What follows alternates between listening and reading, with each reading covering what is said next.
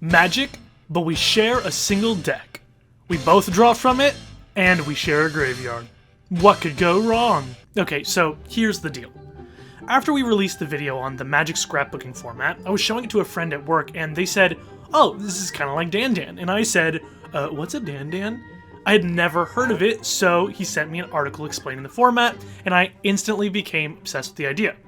So here we are now with a video. Now, as the title and thumbnail might suggest, this is not just a video about Dandan. You see, rhystic studies already beat me to it, and right as I was about to start recording this video, I saw that he had released his, and I got so discouraged that I put off recording this until about a year later. So, this video is actually about a format I've made inspired by Dandan. However, before we get into all the nonsense this video is really about, let's take a moment to learn what the format of Dandan is about. Oh, and heads up, as we talk about each deck in this video, you can find that deck list in the description below. So, Dandan. Dandan is the format that inspired this whole one deck format idea. I was unable to find out who originally came up with the idea of Dandan, but it has been floating around for quite some time, as early as 1997. Dandan is the name of a Chinese noodle dish, but it's probably not what this is named after. Instead, it's most likely named after a giant fish creature from the Book of 1001 Nights. I know this because Dandan, the card, was printed in Magic's Arabian Nights expansion, which was inspired by that book. Arabian Nights was the second set of new cards ever made by Magic. You see, here's the card right here. That's Dandan, right there, under the boats, in case you're wondering. So yes, the format Dandan is named after the fish card Dandan, which was named after the giant fish from the Book of 1001 Nights. The format is also sometimes called Forgetful Fish. We'll get into why later. The Dandan format is a two-player, one-deck format, much like my MTG scrapbook, where players share a deck and graveyard, and there are some special rules around ownership and control. However, everything else is like a normal game of Magic, with playing lands, drawing cards, and dealing damage to your opponent's 20 life points in order to kill them. So what does a Dandan deck look like? Well, let's see my list. I've decided to make it 100 cards. This is for a couple of reasons. One of the main ones being that 100 cards matches closer to a deck of commander cards, so you can get the right amount of sleeves, right deck boxes, but also I kind of just wanted to add more cards to the deck to make it more interesting. You might also notice something strange about this deck. There's only one card in this deck that can kill your opponent, and that is the one and only Dandan. Before we talk about the rest of the card choices, let's focus on the namesake, Dandan. It's a 4/1 for blue-blue that has Island Home, which, if you aren't familiar with it, I don't blame you. It's an ability that says, this creature can only attack players who control islands, and if you control no islands, then you gotta sacrifice it. You might be asking, is this a joke? It's just like a silly, bad creature in order to make funny little games out of? Well, yes and no. You see, Dandan is a silly little fella. He's not too strong, with text out on the surface does nothing in this format. It might as well be 4/1 for blue-blue with no text and a mono-blue shared deck, right? Well, it turns out that it actually makes the perfect threat for format all about mind games. Dandan only costs 2 mana for 4 power. For blue, that is actually fairly large for a small amount of mana. In only 5 hits from a Dandan, your opponent is dead. This makes figuring out your clock for lethal, or how many hits till you win, easy and clean. Additionally, the mana cost makes it easy for you to get to play other spells or leave up mana on your opponent's turn. And that's going to be really important in this format. All of that analysis of Dandan as a card is important for understanding the kinds of card choices you're going to make for the rest of the deck. You may think that Island Home is a pointless mechanic in this format, but that's where the card choices will prove you wrong. Looking back at the deck, let's take a look at the Karoo land, or the Izzet Boilerworks. This land requires you to return your own land to your hand in order to play it. Well, if you only have one island in play, and you use this to return it, then your opponent's Dandans cannot attack you. However, be careful, because if you do this, any Dandans you have in play are going to be sacrificed. The name of the game here is making this meaningless little fishy's text box matter. So in that spirit, we have a couple of removal spells that only work as removal in this format because of Dandan. Those being Mind Bend, Magical Hack, Crystal Spray, and Vision Charm. Mindbend and Magical Hack are the murders of this format, as they read, change the text of target permanent by replacing all instances of one color word with another, or one basic land type with another. So by targeting Dandan with this, you can change its island home into a forest home, or swamp home. And hey, wouldn't you know, they don't control any forests or swamps, do they? So they gotta sacrifice the Dandan. The fish suffocates on land and dies, or in the murk water, because Dandan is a saltwater fish, and for the sake of flavor, let's just assume swamps and magic are freshwater. That makes Crystal Spray the Dandan form and equivalent of Annihilate for 2 less mana.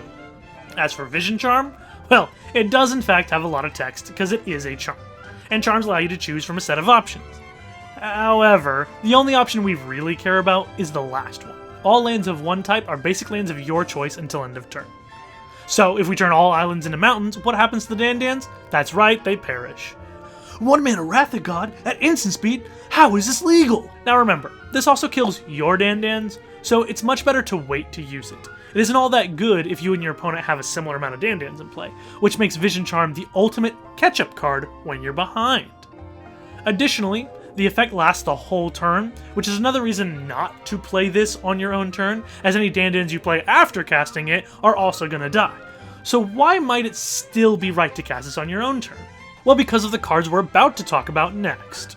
If your opponent has no open mana to, say, Memory Lapse your Vision Charm, then it might be the only chance you get to kill their Dandans. However, make sure you tap all of your islands for blue mana before casting it if there are any other blue spells you want to play on that turn. Don't make the mistake of turning all your islands into swamps and then trying to cast an accumulated knowledge from the 2 swamps you have left. So, as I alluded to, Memory Lapse is also in this deck, and it is the forgetful part of Forgetful Fish. It can change when and why you might make certain plays in this deck, as there are 10 copies of this card, making it very likely that it's something you run into from your opponent. It is an instant that costs 1 and a blue, and reads counter target spell.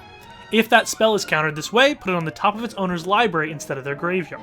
This means that the Dandan you countered goes on top of the deck, and in a 1-deck format, that's also your deck. See where I'm going with this? So yeah, cool. I counter their Dandan on their turn, and then on my turn I get to draw it. Awesome. Except hold on there, not so fast. What if I told you that there were no less than 24 cards in this deck that allow you to draw cards at instant speed? So sure, yeah, you put that Dandan on top of the deck on their turn, but what if they just so happen to also have a Lonely Sandbar in their hand to immediately get it back? Oh, you have a Predict to make sure it goes to the graveyard and then you draw 2 cards? Oh, how cute is that? Because they just played Telling Time in response and now you have no idea what card's on top of the library. Good luck with that Predict. See, these sorts of mind games exemplify the beauty and complexity that is Dandan. Every card chosen for this format feels like it was made to interact in specific ways that only the Dandan format could possibly want. Take the card Dance of the Skywise. Make my 4-1 into a 4-4 flying. Wow, so cool and good. But actually, just like everything else in Dandan, there's something special about this card that makes cards like Serpentine, Ambush, or Suit Up not quite good enough. You see, it's the line of text, loses all abilities. If your opponent attempts to use their Mind Bend to kill your Dandan when you go to attack them, you can respond and remove Island Home from it with this card. It will no longer die. Additionally, since this card gets flying, now their other Dandans can't even block it. Each and every card in this deck plays like this. Metamorphose and Whisk Away put the Dandan on top of the deck for you to draw next turn. Ray of Command can also be used defensively to kill 2 of your opponent's Dandans by stealing 1 and blocking the other, or you can even use it offensively to take their last blocker and swing through for lethal. I encourage you all to make your own versions of Dandan, with your own card choices, ideas, and even maybe your own custom rules. Play them a bunch and then let me know how it goes. But we aren't done with just Dandan itself, no! We have so many more decks to go over! So many more decks to show off! This Dandan thing has awakened this deck building beast within me, and it cannot be stopped. It is way too late for me, and it's definitely too late for you as well. By the end of this video, you'll be overwhelmed with the possibilities of creating self-contained single deck Magic formats. We'll be right back after these commercial messages. I'm serious. Why don't you ever believe me? Ouch! Stubbed your toe in the middle of the night? Stumbling around in the dark is dangerous. Don't turn on the light. There's no buttons to turn on or off. Now they can even share clothes. Order right now and we'll double the offer. Absolutely free. Hey! No, I didn't know. Hey! I'm gonna put my foot. No. Tony, can I say one more thing? No. Please. No. Hi, I'm Joe Gray. See, I told you we'd be back.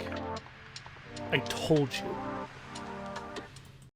So if we consider Dandan the mono blue deck for this format, then the following 4 decks are each of the other colors, starting with the red Dandan, called Nuts and Bolts. Now, what could this mean? That's what you sound like. Well, I guess you can assume what the bolts in the title means, but what are the nuts in this scenario? Well, you know how sometimes when you get the perfect draw in a game of Magic, they call it drawing the nut, or a nut draw? You know what, never mind. Let's just focus on the bolts part. Taking inspiration from Dandan, a format where you have to kill them with the card Dandan, I made a format kind of like that, but with Lightning Bolt. 1 red mana, instant, deal 3 damage to any target. Okay, look, it's way cooler than it sounds. It isn't just like 70 bolts and 30 lands. So there is a special rule with this one, and it is prevent all damage dealt to players by sources not named Lightning Bolt. But what if I told you there were only 14 Lightning Bolts in this 100 card deck? If each player starts at 20 life, that means you need 7 bolts to win, right? And what if your opponent draws 8 of those bolts and you only draw 6? Do you just lose? No! Does this game just go on until someone finds their first 7 bolts? Also, no! So let's finally take a look at this list, shall we? You see, the point of the format is to make your lightning bolts stretch. How can I turn the 2 measly bolts I drew into 7? Unlike in Dandan, where even just one of the namesake card remaining in play can be your whole win condition, each bolt by itself is not going to be enough to deal more than 3 damage. So, the card choices that we put in this deck are made to turn 1 bolt into way more. But you gotta be careful not to overextend your resources. Yes, there are cards like Reiterate and Reverberate to quickly turn 1 bolt into 2. However, you're not going to get very far by just casting a couple of bolts each turn. You'll quickly run out of resources, and on top of that, the deck contains 4 Elixir of Immortality. How am I supposed to kill them now? Each elixir means I need 2 more bolts, and the elixir goes back into the deck to be drawn again? This game must never end. Your ignorance reveals itself yet again, because I have refused to elaborate and instead have made a straw man out of you. But alas, there is more to the format than meets the eye. Looking at this list, you may have also noticed cards like Torbrand, Fire Servant, Mechanized Warfare, and Furnace of Wrath. All of these effects have the capacity to stretch your bolts, increasing the damage that each can deal and changing the math on just how many bolts you really need to win.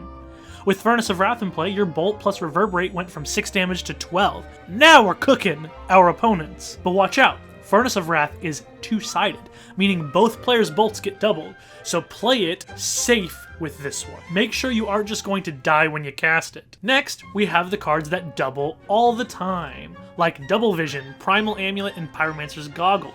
These cards are integral to winning with Nuts and Bolts. If you don't have one, you should be searching for one, as they are going to be the linchpin that allows you victory. Now you may think, copying spells is neat and all, but what makes these any different than just drawing more bolts with extra steps? The answer is the most populous card in the deck outside of bolts, Cathartic Reunion. There are 8 copies of this card, which is a sorcery that costs 1 in red and reads, as an additional cost to cast this, discard 2 cards. Then you draw 3 cards. So as you can see, it costs you 2 cards and 2 mana to draw 3 cards, essentially leaving you neutral since you also gotta play the card itself. However, if we copy this card with Reverberate, we don't have to pay its cost again, and that means that we don't gotta discard extra 2 cards. So we just draw another 3 cards. Now imagine we have a Double Visions or a Pyromancer's Goggles in play, pay 2 mana, discard 2 cards, draw 6 cards? That's quite something. What if on turn, 2 or 3, your opponent just wants to swell out their hand a little, right? Maybe they have too many lands in hand, so they cast their Cathartic Reunion. They discard the 2 extra lands, try and draw 3 cards, but what if you have a Reverberate or a Reiterate? Then you can copy their spell without having to pay the discard cost. So yeah, sure, they exchanged 3 cards for 3 cards, but you exchanged 1 for 3, because you don't gotta pay that cost.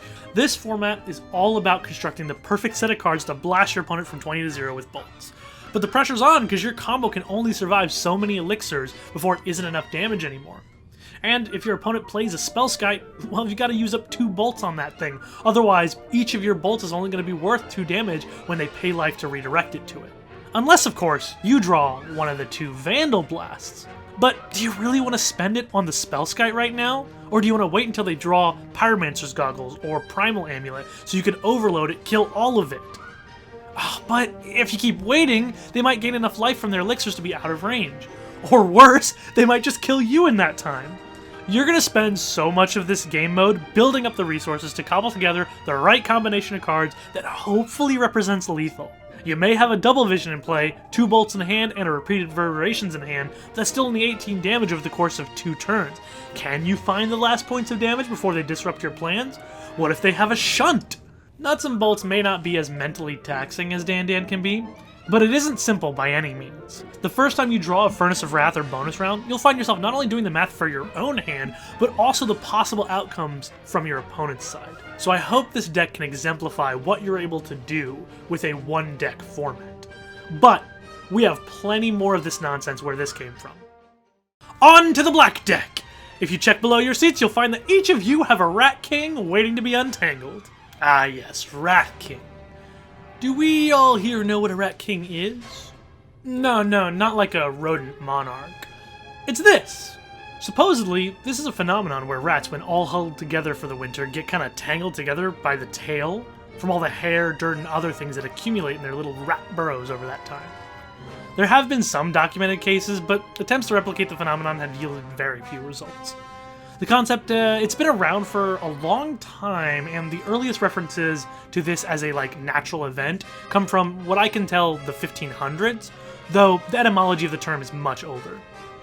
Just so you know, I didn't make this term up. So, why is the next deck called Rat King? Well, it's because of this little guy right here, Plague Rats. A creature that costs 2 and a black and reads, Plague Rats' power and toughness are each equal to the number of creatures named Plague Rats on the battlefield.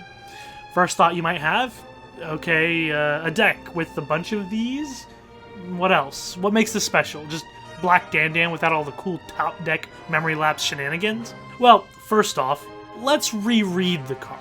It says the number of creatures named Plague Rats on the battlefield, not you control. That means it includes our opponent's rats.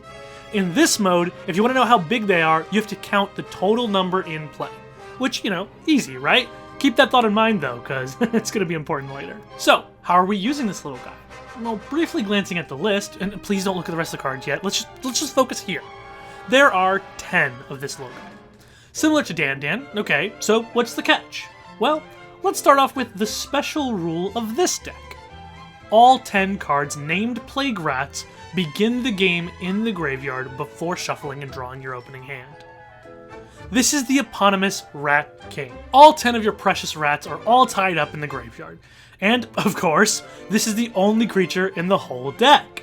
So, what will we be doing? Well, before you can start attacking and doing silly rat math, we gotta untangle a few rats from the grave ourselves. Thankfully, we have 10 unearths to rely on as easy 1-mana ways to detangle a rat and slap it into play.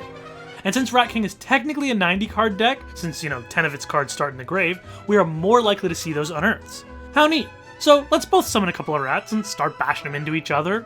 I'll attack with my 3 rats into your 2 rats. And since there are 5 total, they're all 5/5s, and I assume I'm gonna deal 5 damage to you, you'll block 2 of mine, you'll lose 2 rats, I'll lose 2 rats, it's all good fun, huh? What's that? A disfigure on my unblocked rat? Okay, sure. So you take 3 damage instead. You lose your rats, I lose my 2. Another spell? Feign Death? Okay, fine. So we both keep a rat, you save one of yours, you take 3 damage. What do you mean my rat dies? It has -2/-2, and there are only 2 rats left? Oh, sure, whatever. Okay, fine, it dies. And you keep yours. In my second main phase, I guess I'll just ever after 2 rats back. Does that sound good? Huh? What? Raise the Draugr? On my turn? It's an instant! Targeting the 2 rats that I was targeting! So as you can tell by looking at this list, it's very interested in manipulating the graveyard as well as manipulating the math of these silly little rats. When glancing at the board state, you may feel as though you have the math. Sure, there are 4 rats, one's got a +1/+1 counter, and one has a -1/-1 counter. So we got 2 4/4s, a 3/3, and a 5/5. Very simple. But the complexity of the board state instantly changes the moment a player considers attacking. What is about to happen? What tricks do they have to change the math? Are we about to board wipe one another, or am I about to get blown out? Can I prevent this? What options do I have to change the math here? Can they put a rat into play at instant speed? Can they make theirs bigger or yours smaller? What are the ripple effects from all of that? And very importantly, how much damage has my rat taken this turn? You see, as rats die, all the rats get smaller, but the amount of damage they may have taken this turn will not. For example, as we each have a rat, but mine has a +1/+1 counter, that means yours is a 2/2 and mine is a 3/3. But if they get into combat together, yours takes 3 damage and dies, and mine takes 2 damage, but also dies. Because once yours is gone, mine is no longer a 3/3 with 2 damage, it's now a 2/2 with 2 damage. Rat King is a very swingy format with back and forth gameplay. Cards like Ritual of Soot, Decree of Annihilation, Deadly Tempest, and Incremental Blight can clear a board where cards like Ever After, Unearth, Command the Dread Horde, and Death Denied can help build them back up quickly. Always be wary, because you never know what type of trick your opponent could have. As for this next one, let's talk about sports next. Mono Green Magic the Gathering deck sports. Elf football! So, the joke is, like, you know how people call elf ramp decks elf ball? Okay, yeah. That's it. That's the whole joke. Anyway, this deck is the one that has had to change the most from its initial inception after we started playtesting it. The main concept has remained, but some of the cards and philosophy within have changed. Still isn't perfect and is probably going to change more in the future. So, let's begin with the special rule before we look at the list.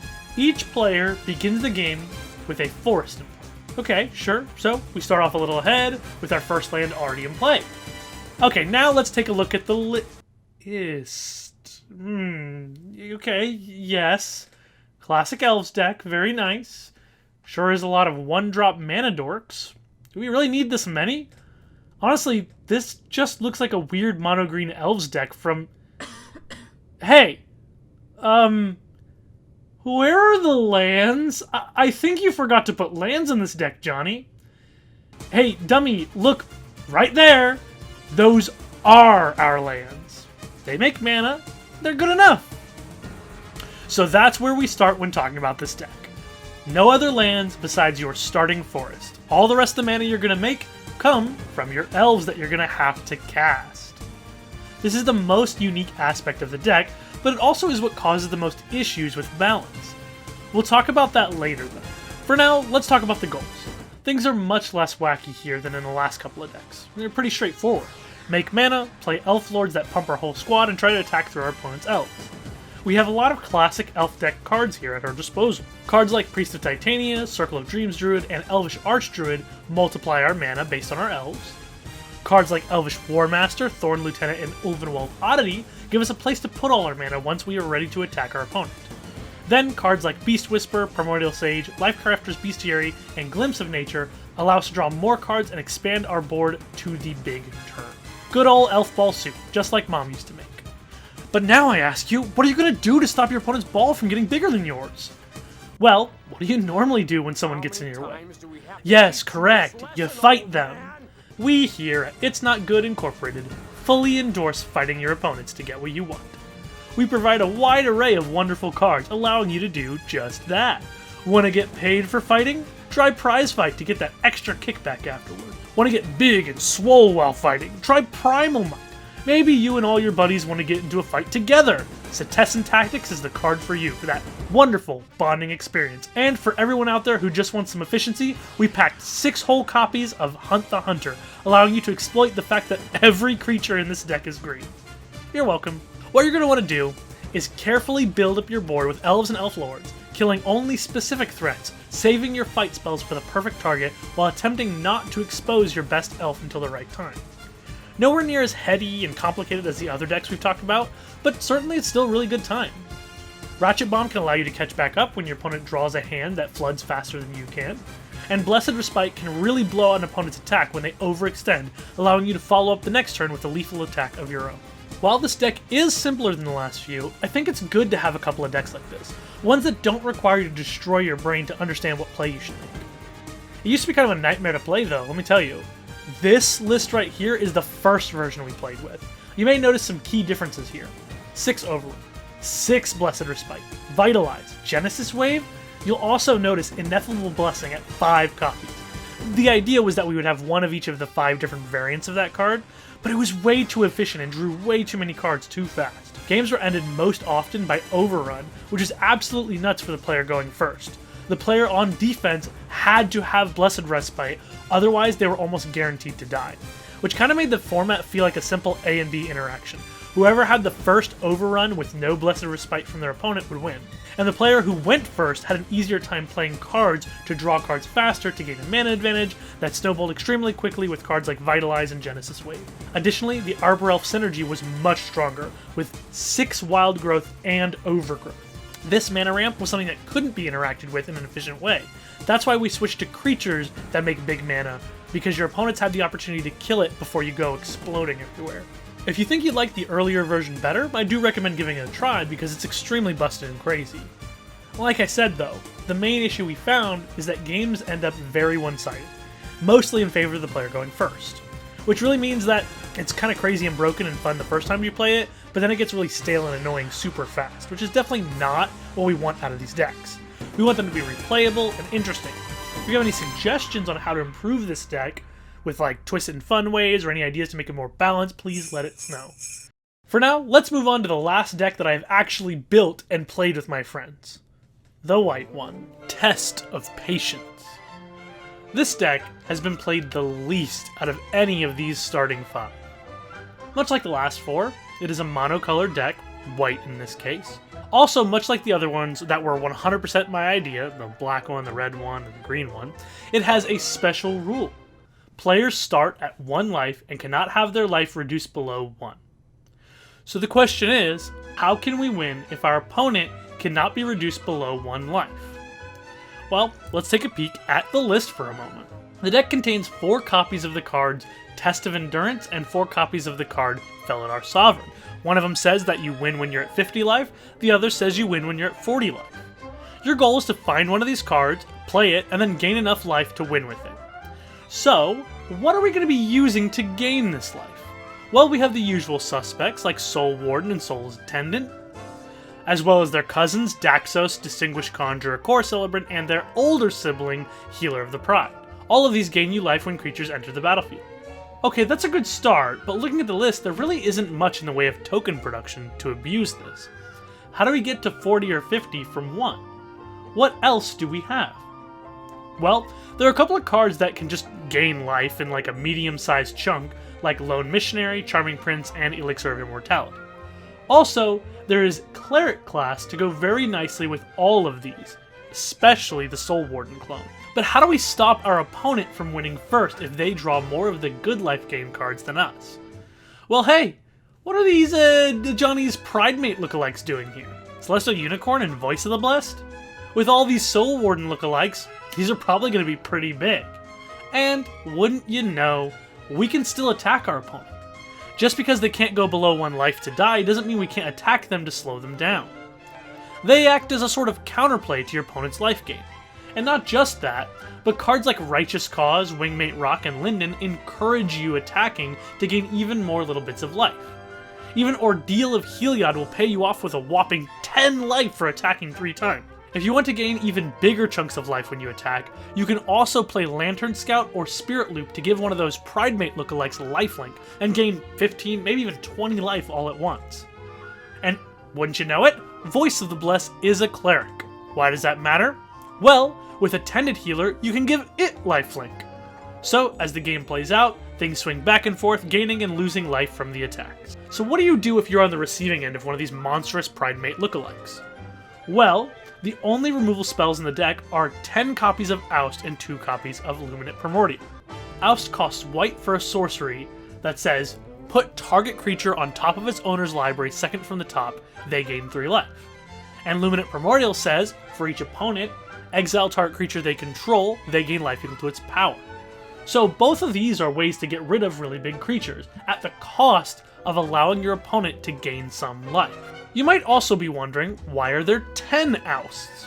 Well, Oust is kind of a pretty cool card in this format, as whatever you target is going to be put second from the top, meaning that you will be the one to draw it after your opponent draws the card on top. Unless, of course, they find a way to draw another card on their turn, with something like Inspiring Overseer. Or if they shuffle the deck with Elixir of Immortality to stop you from drawing. So the question is, should you save the removal for when your opponent inevitably draws their Felidar Sovereign?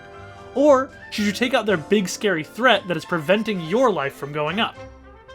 There are a couple of cards here that can get rid of Test of Endurance, like Dawnbringer Cleric, but since Test of Endurance is harder to achieve its win condition, I think it's okay that it's harder to get rid of as well. While this deck is certainly the least baked of the 5, I think you'll find that it's still a good time either way.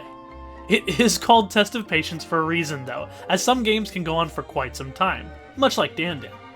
Playing well means playing for a long time, but hey, that's the fun of these wacky experiences. I hope this overview of the decks I've made has given you some sort of inspiration for the future. They're really wild and fun, and certainly a new way to play Magic. I want to give you a rundown of the thought process behind making one of these, so you too can create a compelling one-deck format for players to obsess and enjoy. So, what exactly are these decks? What is the idea, and what is the purpose of making one? Well, like Tower, these one-deck formats, as I'm calling them, are just another fun way to play Magic. They're meant to twist the game in ways that allow players to highlight specific mechanics and cards in a pre-constructed environment. As you can see with Dandan, these decks are able to make players care about parts of the game that they may have never been made to care about before. So you might be thinking, how does one come up with one of these things? And luckily I came prepared to give you some pointers and suggestions, if you feel so inclined as to attempt making one yourself. The first thing is to come up with an idea. Now, of course that sounds way simpler than it is, so let me break it down a little. You need something to be the focal point of the deck. Something that everything is centered around, so that players have a main goal or idea that they are thinking about as they play. In Dandan and Rat King, it's the single creature card that's the focus of play. And in Nuts and Bolts, it's the card Lightning Bolt. But as you've seen in some of the other examples I have, it doesn't have to be a single card. It can be a focal mechanic, or a centralized idea for gameplay.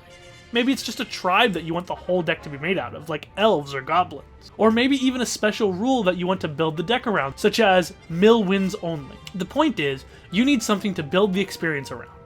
Let's use energy as an example. Say you want to build a one-deck format around the energy mechanic. Well, now that we know what the focus is, we need to start finding cards that we want to play with. I like to take the buckshot approach and just start searching key terms in Scryfall. If you don't know what Scryfall is, it's the best MTG database on the internet. You should definitely be using it. Anyway, using the advanced search feature, we can type in simple lines of text we want to see, such as energy or counters. But that same search category can be used to narrow things down as far as when enters the battlefield gain life. If you are looking for only permanents that gain life when they enter the battlefield. For your Elish Norn Test of Endurance deck. Wait, hold on, we made that. In the initial steps, we want to grab everything that looks like it could fit into our idea. And while you peruse the items on offer, keep an eye out for anything interesting or unique that does something you haven't seen before. We really want to be able to accentuate cards and mechanics that don't get to see much use elsewhere. This will make our format stand out. Maybe you searched for cards that interact with counters and found the proliferate mechanic. Now you know that you can also find cards that proliferate in addition to energy cards. For the purpose of these formats, I call these complementary mechanics. Mechanics that work well with your main theme, but can also be their own separate thing. It is important that we're able to establish a complementary mechanic early on in the development of the deck, because we'll be using it as the springboard for the alternate plays a player could make to gain advantage, not using your main theme. We need this, otherwise the deck will feel incredibly shallow and one-note, which does not make for a very replayable experience. If the Dandan format had literally just been drawing, casting, attacking, and blocking with Dandans, then it would not be anywhere near as popular. Of course, in Dandan's case, it's less about the card Dandan and more about the top of the deck. Nevertheless, now that our energy deck example has Proliferate as its complementary mechanic, we can start looking at cards and card types that are really interesting with Proliferate, such as Planeswalkers, or cards like Doubling Season or All Will Be One. It can be very helpful at this stage to find a specific card that you think exemplifies what you want to do, or to come up with a unique special rule for this format that is different from normal Magic. This will allow us to do the next very important thing for these formats, and that is to twist the format. So we have our energy concept, and we have some complementary counter synergies to fill out the pool of cards we want to work with. But we really want the energy mechanic to blossom. We want people to play the mechanic in a way they have never played it before. For example, what if our energy deck had a special rule like this? Players' life totals are energy counters. When a player would gain or lose life, they gain or lose that many energy counters. I'm sure right off the bat you can think of a ton of ways this can be busted or instantly broken, right? But hold on. We aren't trying to make a broken experience. We're the architects of what both players will have access to do. We get to decide just how bonkers or safe the deck is when using our special rule. Maybe just to be safe, we don't put Whirler Virtuoso in this deck to prevent a player from putting 7 or more 1/1 flyers on play on turn 3. Or maybe we do, because we like how broken that is, and they do have to go down to 2 life in order to play it that way. So long as the interactions are intentional and create enjoyable experiences, it's okay to go a little crazy now and again. If we're going to make things a little broken, the next thing is incredibly important, which is interaction and comeback mechanics. So let's say we chose to add Whirler Virtuoso into the deck. We need the player on the other side to have options and outs. The simplest option is a card like Pyroclasm that deals 2 damage to each creature. But that card doesn't really play into the themes that we have very well, so it would only be worth drawing when a scenario like Whirler Virtuoso appears. Maybe we try something like Ratchet Bomb, since it plays into our counters theme and works well with Proliferate, and it can be used in a flexible manner to destroy all sorts of problem cards. Or we could put a card like Walking Ballista in, which again works well with our counters theme and can deal with all the pesky 1/1 flyers, otherwise is just a good proactive threat that we can play on any turn. These are the kinds of interaction cards you want to be thinking about.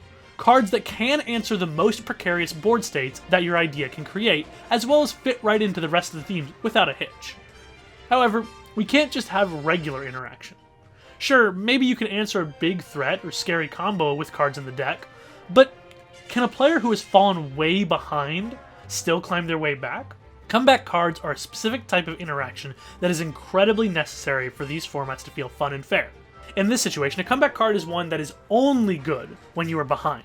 It helps you catch back up, but is very bad if you're already ahead. For example, if we were playing a creature-based deck, Wrath of God would not be very good if I was way ahead and had more creatures than my opponent. But it would be fantastic if I had either no creatures in play or a lot less than my opponent. Dandan has this in the form of the Time Twister effects, like Diminishing Return. These are very good when you have a lot less cards in hand than your opponent, since you're going to end up netting far more cards than them. If you're having trouble finding a comeback card that fits your deck's themes, it's okay to fall back on cards like Damnation or Planar Cleansing for decks that care about permanents on the board, and cards like Time Reversal and Windfall for decks that care about cards in your hand. Whatever route you take for interaction, some basic removal spells, counter spells, or draw card spells are okay to fill in the gaps until you nail down exactly which ones of those work best in the play environment that you're trying to create.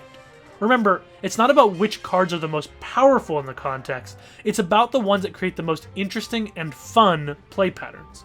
If your whole deck only has Tarmogoyf as a creature, sure, Fatal Push is the best removal spell for killing Goyfs, but it might not be the most interesting one. One last thing you can consider doing that I didn't do in all of my designs is having a specific number of most cards in the deck. For example, in Dandan, besides Island, Dandan, and Memory Lapse, there are only 2 copies of each other card, meaning that you can know exactly how many copies of each card have been played or revealed, thus you're able to guess how likely it is that your opponent would have that card. It works really well in Dandan, and I would recommend it heavily. Anyway, those are the main principles that I work by when designing one of these decks. There are a lot more things you can do to spice up your deck, but I think it's important to think through the actual process that the game's going to take. You may have a fun idea, much like a commander deck, but you have to take into account the fact that 2 players will be playing from the same deck of cards, and if you don't give them plenty of options and interactions, then they will just be playing like 2 ships passing in the night, ignoring one another and hoping that they drew the better half of the cards. You want the choices the players make to matter, and that's what this set of guidelines will hopefully help you achieve. If you have a sick idea for one yourself, comment it below. Or, better yet, join our Discord and post your deck idea into the Magic channel. I can't wait to see all the wacky decks with crazy rules y'all come up with. Okay, yeah, then that's the video. Alrighty then. I hope you enjoyed yet another new way to play Magic that you should probably give a try. Even if you don't have your own ideas for decks already, I highly recommend building one of the ones I mentioned earlier in the video and playing it with some friends. You will not regret it. Anyway, thanks for watching. Peace. and saving your spite. Saving your spite.